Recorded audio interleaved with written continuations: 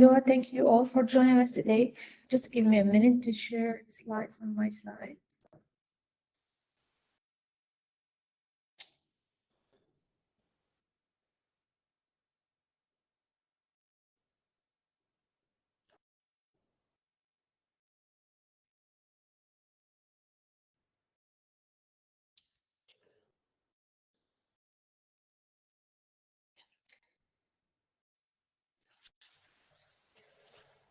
So as Salwa said, we are going to talk about Simbox fraud. What is it, how it works, and why it matters. But before we dive into the fraud itself, we need to understand how phone calls work behind the scenes. So let's start with the basics.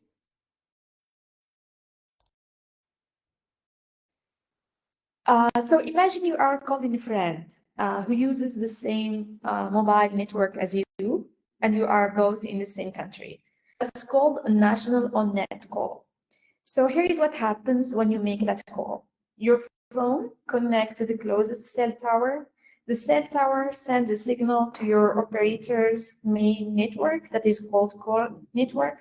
The core network finds the closest cell tower to your friend's locations, and the call reaches their phone. It's simple and direct path. So now let's say that you are still calling someone, but this friend is using a different mobile operator, and you are both in the same country. This is get a bit more complex. So your signal or your call still reaches your operator's core network, but it has to cross over to your friend's operator's core network. If both networks are connected, the call can, or the handoff of the call is easy and direct, but sometimes a middleman has to be involved, what we call a carrier or a transit network that will help deliver the call from your operator's core network to your friend's operator core network. Now let's go one step further, an international call. This is where the process becomes much more complicated because your call has to travel across borders. In this case, many carriers has to be involved. What happens is that telecom operators have agreement with hundreds of carriers all over the world, and there are many ways to deliver your call from one country to the other. So what they do is they use this algorithm. It's called the least cost routing, or LCR, and this algorithm will find the best cost-effective route.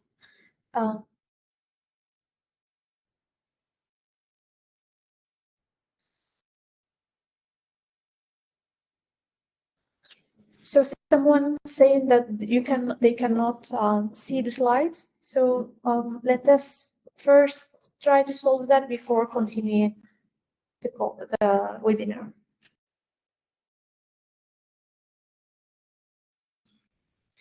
So can you please, by a raise of hand, tell if you are seeing the slides?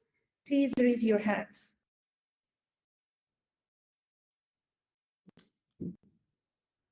Okay, so people actually are seeing the slides. I think it's just one person that cannot see it, so it's not from the problem. It's not from our side. I hope that they can manage to solve that. I'll just continue. So I was saying that many carriers are involved, and there is this algorithm that try to find the best routing cost ways, but with a decent call quality. So it's really all about saving money while still keeping clear connection. And now let's talk about the Simbox fraud. This is kind of fraud that takes advantage of international call routing. So how it works? Let's say someone is trying to make an international call. So instead of going through legal carriers, one of the carriers of the fraudulent carriers, what they send the call over the internet. So instead of delivering the call to the other carrier, to the next carrier, they will send it over the internet using what's called VoIP or voice over IP. On the other side, or in the destination country, the call reaches a device called Simbox. This Simbox is a little machine with a lot of SIM cards, and this machine will take the international call and replaces it as a local call. So it tricks the mobile network into thinking that the call is just a regular local call.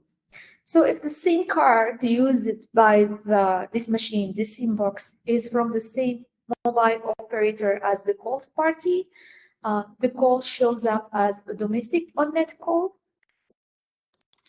But if the SIM card used is from a different operator, it will look like a domestic off-net call. So in either case, the international part of the call is hidden, and that's the fraud. Now that we have seen how Simbox fraud tricks the phone network, let's take a closer look at the technology behind it. So let's see how Simbox actually works. The first part of the Simbox is called gateway. Think of it as a translator. It takes your phone call coming over the internet and turns it into a mobile call. And it can do the reverse too. So this is what allows the Simbox to receive an international voice over IP and send it out as if it were a local mobile call. So the gateway includes something called cellular modem, and this cellular model actually connects to the mobile network just like your phone does. It uses wireless technologies like GSM, CDMA, or even 4G. And you will usually see channels or antennas attached to the gateway. The more antennas it has, the more calls it can handle at once. For example, a gateway with 8 channels or 8 antennas can make or receive 8 calls at the same time. Next, we have the SIM bank. This is where all the SIM cards are stored, the ones used to make the call look like a local call. So fraudsters can load up different SIM cards from different mobile operators depending on which networks they want to access. Typically, a SIM bank might hold somewhere or anywhere from 32 to 256 SIM cards. And here's the thing, you can connect several SIM banks to the same SIM box. So this allows the fraudster to use hundreds or even thousands of SIM cards. Why will they do that?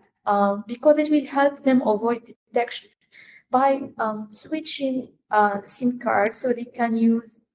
They make the call seem like they are coming from a regular user, not a fraud situation. Now let's talk about the control server. This is the brain of the operation. So when a VoIP or voice over IP arrives to the Simbox, the control server will decide which gateway will handle it. It might choose a gateway randomly or following a rule, like for example, to balance the call volume that each gateway will handle. It also decides which SIM card gets used and when.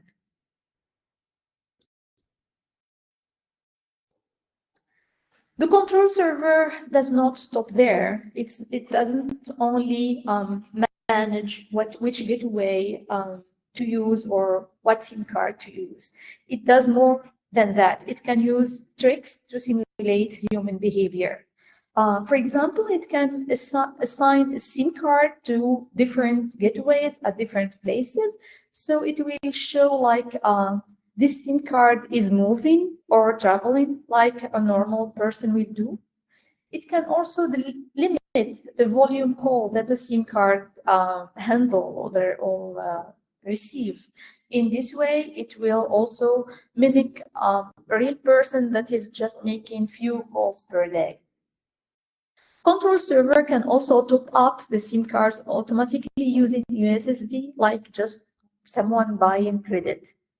And to really make the behavior of the Simbox look natural, it can also have groups of SIM cards call each other. So they mimic like they are calling friends or family to stay in touch. So all of these techniques are designed to make the Simbox activity look like it's coming from real users and not from fraudsters, so it will make their detection even harder. So as you can see, Simbox isn't just a simple trick, it's a well-organized system that uses real technology and clever software to stay hidden. Now that we understand how Simbox fraud work from a technical point of view, let's talk about why it happens, what actually motivates people to do it.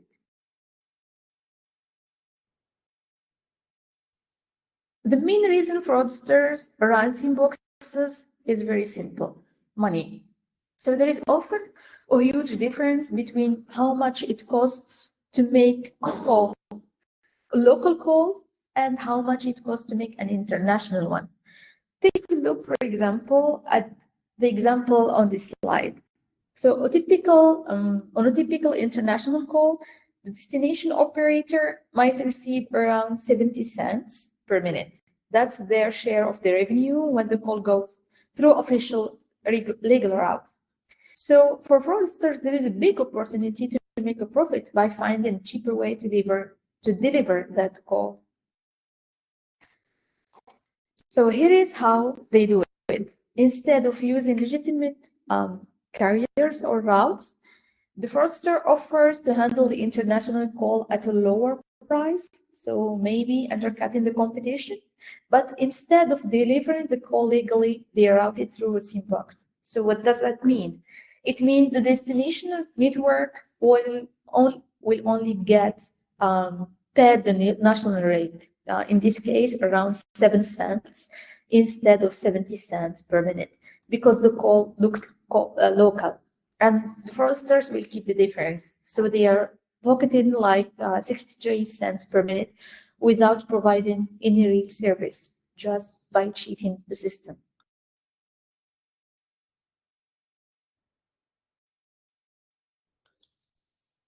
Now, for this to work at scale,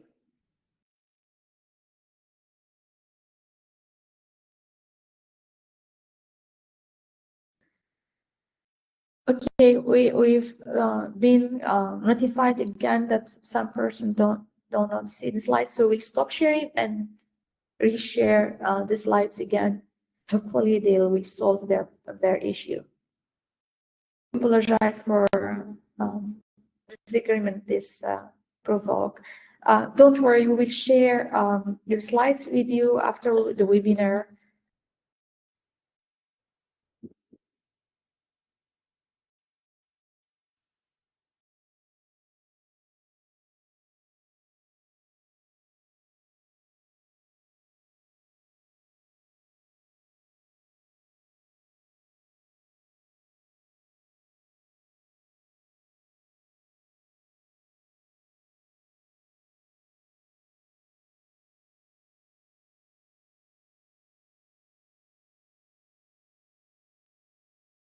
So as I was mentioning before, money is one of the biggest motivation for fraudsters to use Simbox. Now, for this to work at scale, fraudsters need access to a lot of SIM cards. So, and unfortunately, in many countries, buying SIM cards in bulk is still way too easy. This makes it cheap and low risk to set up these fraud operations. The slide I'm showing is from a real website. It shows which countries are the easiest to install SIM boxes in. You will notice that most of them are in Africa, where the rules are around SIM card ownership and call termination are less strict. That makes these regions ideal for running Simbox fraud. But it's not only about SIM cards. This equipment is easy to get to. On this slide, you will see a Simbox listed on eBay. That's right, a device used for telecom or fraud available to anyone with an internet connection. There are also dedicated websites that sells very sophisticated SIM boxes with support and tutorials to help fraudsters set up their operation. So launching a Simbox operation, it isn't just possible, it is, in many cases, very simple. Finally, let's talk about something that makes all of this even harder to stop: corruption. Simbox fraud often gets help from the inside. First, telecom operators. Some operators knowingly chose the cheapest call routes to route international call, even when they suspect that these calls are being terminated through SIM boxes. There is also resellers of SIM cards. Resellers may break the rules by providing large amounts of SIM cards without verifying IDs, which goes against national regulations. And in the worst cases, insiders working inside telecom companies might actually help the fraudsters. For example, by making sure the SIM cards used in the SIM box don't ever get blocked, even when they show signs of suspicious activity. All of this creates kind of safety net for fraudsters, making much harder for the operators to detect, trace, and shut down these illegal operations. So, as you can see, Simbox fraud isn't just about the technology, it's about profit, easy access, and sometimes even complicity. So now we know how Simbox fraud works and why fraudsters do it. But what's the impact? Who gets hurt? And how serious is the damage? Let's break it down. Simbox fraud may seem like a technical trick, but the consequences are very real and they affect a lot of people. First, the telecom operators take the big hit. They lose money on every international call that's disguised as local. Instead of earning international fees, they only get the local rate. And that adds up to huge losses over time. And it gets worse. If the regulators find out that an operator has the same box operating on his system, the operator can face fines or other penalties. Second, there is the issue of network quality. When fraudster route lots of fake calls through one area, it can overload the network. That means that real customers will have a poor service, which leads to a loss of trust between the customers and the operators. Regulators lose out too. They rely on taxes from international calls, but when these calls are hidden by SIM boxes, they don't get paid. So governments miss out on a revenue that could be used for public services. Customers also suffer. Calls that come through Simbox often have bad quality, like delays or calls cutting out. And because of caller ID spoofing, the customer does not know who is really calling. Some advanced Simboxes can even intercept and record the calls passing through them, which is a huge threat of privacy and personal security. Finally, there is a serious security risk. Because Simbox fraud hides the real origin of the call, it makes it very hard to trace them. That means that criminals can use Simboxes to make anonymous calls and stay under the radar. This isn't just a telecom problem, it can be a national security risk, especially when it comes to organized crime or terrorism. So as you can see, the impact of Simbox goes far beyond just money. It affects businesses, governments, everyday users, and even national security. That's why fighting this kind of fraud is so important. So now we understand the damage Simbox fraud can cause, but the next question is, how do we find it? Let's talk about how Simbox fraud is detected. One of the most effective ways is called test call generation, or TSG. Here is how it works. You create international test calls from different countries all over the world using different routes, and you send them to your network. So you have to set up specific numbers to this case that you control, and then watch closely to see how the call arrives. If the call you send to a number shows up as a local call instead of an international one, that's a big red flag. It means that the call was intercepted and rerouted by a Simbox to avoid detection.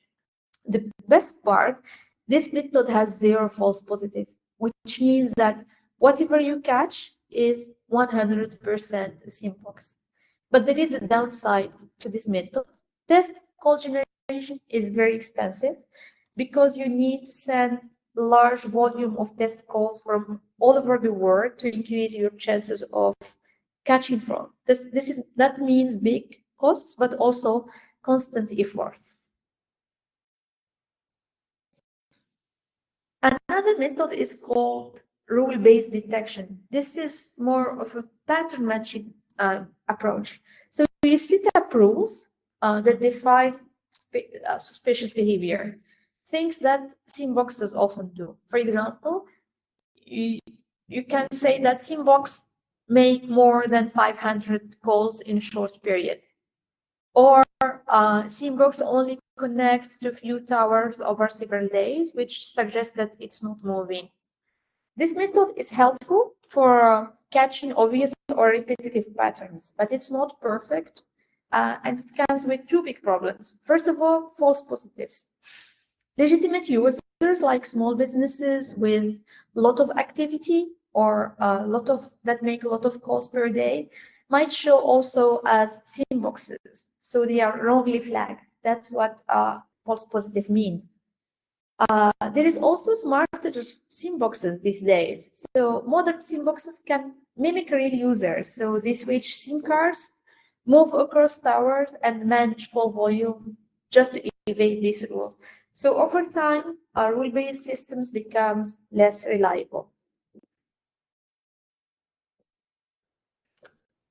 That brings us to more advanced technique or approach, machine learning. Instead of using fixed rules, this method uses AI models to analyze huge amounts of data, things like call records, location patterns, time of day, usage, and more subtle behavior you wouldn't detect manually. The advantage of machine learning is adaptability. As Simbox fraud evolves, machine learning can learn from new patterns and improve themselves through feedback. So spotting the fraud that older method would miss. Another major plus of machine learning is that they can reduce false positive. So they are better at telling the difference between legitimate high usage users and actual fraud, which makes your detection more accurate and efficient. So when it comes to detecting Simbox frauds, we have a few tools, from reliable but costly methods like test calls to flexible and smart approaches like machine learning. So now that we have talked about detection method, let's take it one step further and let's look at two key performance indicators or KPIs that can point to suspicious activity. First, here we have international call volume broken down by country, and in this case, we are just focusing on country A. You can see the call volume of country A in yellow color. So at first, the traffic of this country or the calls coming from this country look stable. But from day 15, which is 9th of April, there is a sudden drop in international call volume from this country. But right after that, we can see that the on-net calls that are in orange have a sharp increase in on-net calls. On-net calls, if you remember, are the calls that come from the same operator. So this kind of pattern is a classic sign of Simbox. Why?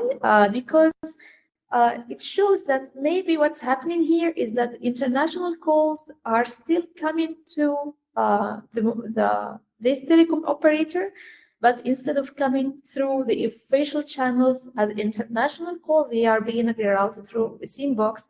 That's why they show up as an on-net call instead. There's another KPI that we can look into, which is the on-net to off-net traffic ratio. So in a healthy network, we usually know the ratio that we have depending on the market. So there should be a balance. So people call both within their own network, it's the on-net, and across to other mobile operators, that's the off-net. But if some Simbox is on a telecom operator system, it will affect this ratio. So maybe if their calls are almost all on net, they will increase this on net to off net traffic ratio. And in this graph, you can see a clear example where the ratio increased over 80%, way above normal levels. So this kind of imbalance can be also a big red flag of Simbox. So as you can see, monitoring these kinds of network metrics, like international call volume trends or traffic issues and usage patterns, can help the operators catch signs of fraud even before deploying advanced tools. Now, let's finish with a look at what we can do to stop Simbox fraud for good. There is no single solution, but there are proven best practices that, when combined, can make Simbox fraud much harder to pull off. First, enforce strict KYC compliance. What that means is that telecom operators should require proper identification and documentation known as Know Your Customer, KYC. Whenever someone buys a SIM card, they stop fraudsters from easily getting hundreds of anonymous SIM cards. Second, create a national SIM registry, a centralized database that can track which SIM cards and from which operator belongs to which person. If someone is using dozens or hundreds of SIM cards, the system will flag it. This helps identify and stop suspicious behavior early on. Third, regularly audit pricing structures. So telecom operators need to look closely at how they price international versus local calls. Big price gaps are what create the incentive or the motivation for Simbox fraud in the first place. If the gap is too large, fraudsters will find a way to exploit it. So closing that gap helps remove the temptation for fraudsters to set up their business. Fourth, enforce the strong penalties. Regulators need to take a hard stance here. That means real consequences for anyone involved in Simbox fraud, whether it's the fraudsters themselves, resellers who supply them with SIM cards, or insiders in the telecom operators who help them stay hidden. Clear laws and strict enforcement is a very powerful deterrent. And finally, use advanced detection tools. Artificial intelligence and machine learning systems can monitor network traffic in real time. They can quickly spot unusual patterns, detect Simbox activity, and stop fraud before it spreads. These technologies are essential in staying one step ahead of increasingly sophisticated fraud schemes. In short, stopping Simbox fraud requires a combination of technology, regulations, and vigilance. When telecom operators, regulators, and governments work together and apply these best practices, we can make Simbox fraud not just difficult, but unprofitable and unsustainable for fraudsters. I hope that this presentation was a big help for you to understand this type of fraud. Thank you for being part of it. Awareness is the first step toward action to stop these frauds. Please don't hesitate if you have any questions.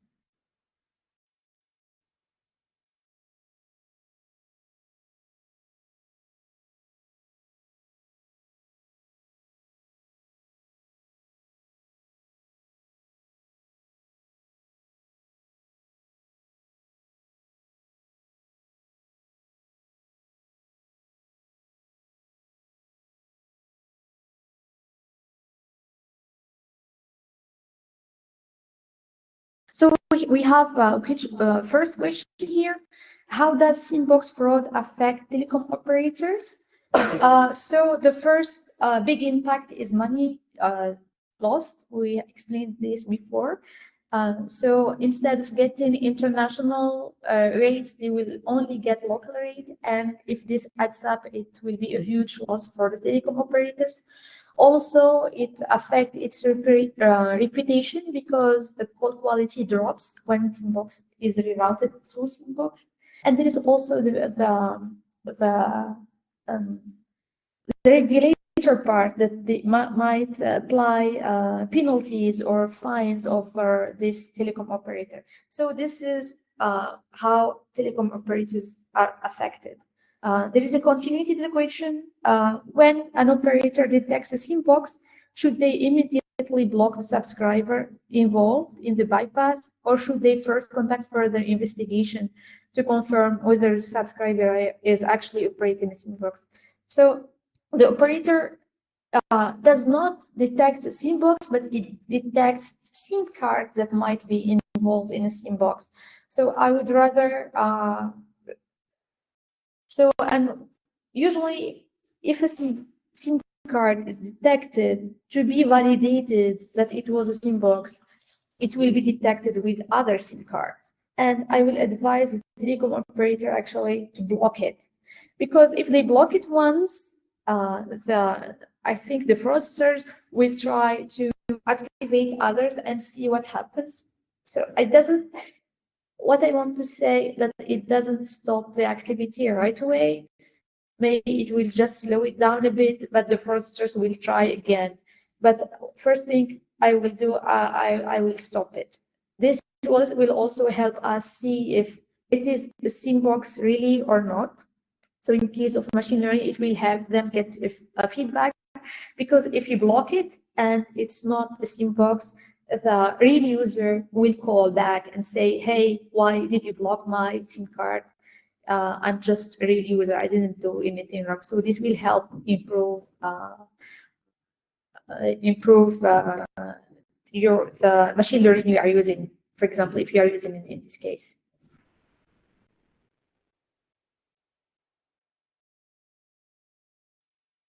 We have other question. How does this also affect regulators? So regulators apply taxes on international calls. So if the call shows up as a local one, they will get any money. They won't get any money, and this will affect also the revenue, because they will lose on money that they can deploy on some public services. So this is how regulators are affected. We have another question. How much historical data would one need to apply machine learning and AI to detect inbox? It really depends on what method you are using. Some will need just 1 day or less data. Some will need monthly. It really depends on what method you are using.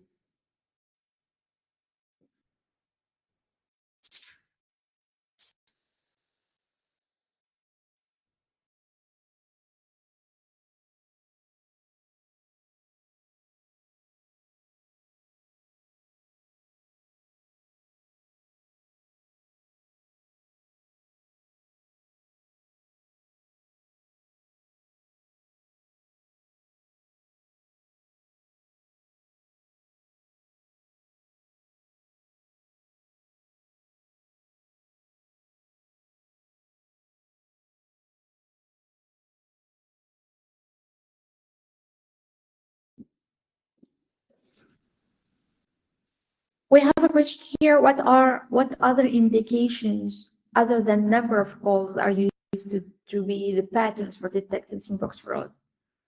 And it says it seems that you need to have a historical data to detect the Simbox fraud. What if the Simbox fraud is on a country that you have very little traffic from, or the traffic spread out evenly? So it really, if you are talking here about the machine learning methods, it really depends on what approach you are using. For example, you will need historical data if you are doing anomaly detection. So your machine learning will learn a normal pattern of normal users. And when this pattern changes, or there are a few SIM cards that don't follow this pattern, it might be indicative of a Simbox fraud. So it really depends on the method you are using. I cannot give an exact approach because there are different ways to handle this. There are a lot of algorithms that might be used to detect Simboxes. It really depends on your needs, and also it depends. Here, it's a really good question. Telecom operators have might have different patterns of the call, so it will be nice to have a customized approach for a single operator instead of having a general one that might maybe miss some of the SIM boxes.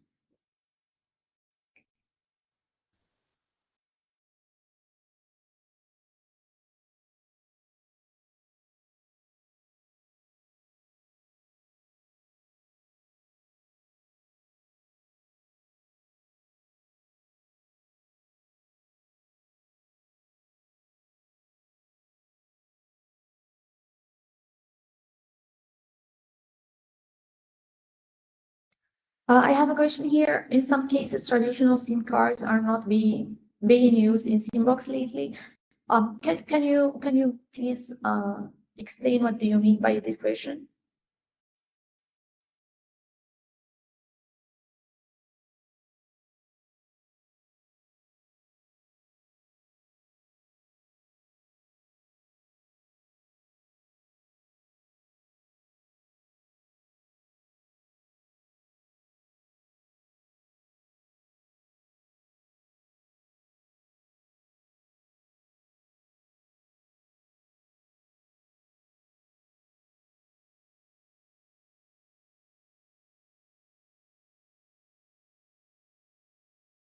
We have a very good question here. What are regarding ML solutions? Do you also use supervised methods? Maybe based on a result from test calls generated that detected fraud. Yes, actually, machine learning can be supervised or unsupervised. The supervised one actually are really good at having few false positives compared to unsupervised one. But the good thing about unsupervised one is that they can adapt quickly compared to supervised method. The supervised methods needs to be improved with feedback. So any new behavior that is noticed has to be used to improve the machine learning.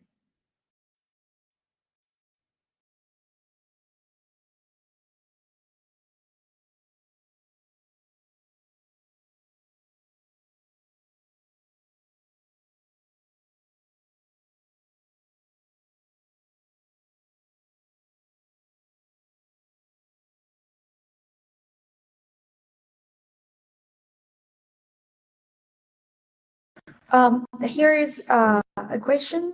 I use like talking about, or it's a continuity of the question asked before, if an investigation will be better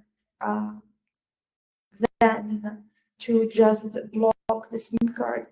It really depends on what the telecom operator wants and also on what methods you are using. Maybe some method will just flag a few SIM cards, and this requires more investigation. Depends also what you mean by investigation, because machine learning algorithm might detect a lot of SIM cards, in and it can be blocked at once. Again, it really depends on what the telecom operator.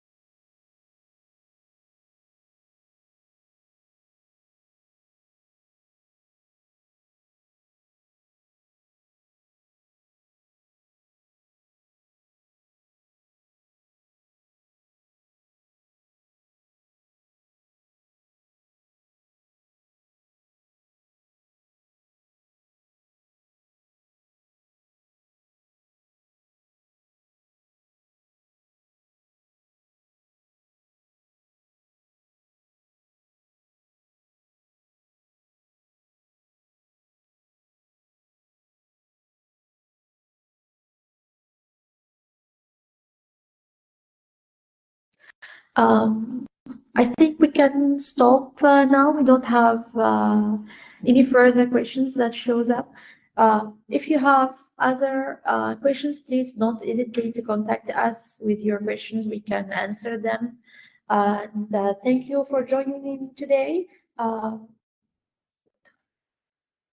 Selwa will end up this webinar. Thank you all.